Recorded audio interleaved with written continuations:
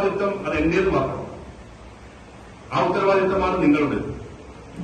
അതുകൊണ്ട് നമ്മുടെ എല്ലാം ഉത്തരവാദിത്തങ്ങളിൽ ഏറ്റവും പ്രധാനപ്പെട്ടത് ഞാനും നിങ്ങളും നന്നായി ജീവിക്കുന്നു എന്ന് ഉറപ്പുവരുത്തുകയും ആ നന്നായി ജീവിക്കണമെങ്കിൽ നമ്മുടെ വരുമാനം നമുക്ക് ലഭിക്കുന്നു എന്ന് ഉറപ്പുവരുത്താൻ കഴിയും.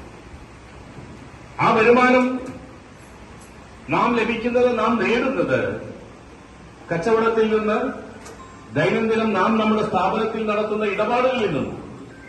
അതുകൊണ്ട് കച്ചവട സ്ഥാപനത്തെ സംരക്ഷിക്കുകയും ആ കച്ചവടത്തിൽ അഭിവൃദ്ധിയോടുകൂടിയുള്ള പ്രവർത്തനങ്ങൾ നടത്തുന്നു എന്ന് ഉറപ്പുവരുത്തുന്ന ഉത്തരവാദിത്തം നാം നിറവേറ്റപ്പെടുന്നതിന് സഹായകരമായി നിൽക്കുന്ന നമ്മുടെ അഭയകേന്ദ്രമാണ് ഏകോപനം.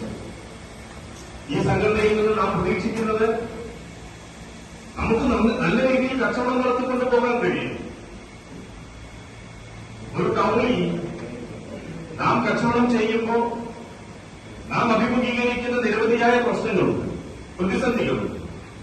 ആ പ്രതിസന്ധികളെ തരണം ചെയ്യേണ്ടി വരുമ്പോ, അതിനെ മറികടക്കേണ്ടി വരുമ്പോ പലപ്പോഴും വ്യക്തിപരമായി നാം പരാജിതരാകുന്നു.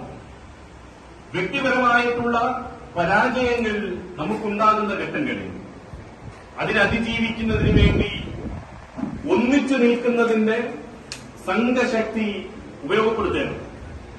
ആ സംഘശക്തി ഉപയോഗപ്പെടുത്തണമെങ്കിൽ നാം സംഘം ചേർന്ന് നിൽക്കേണ്ടത്, നാം ഒന്നിച്ചു നിൽക്കേണ്ടത്.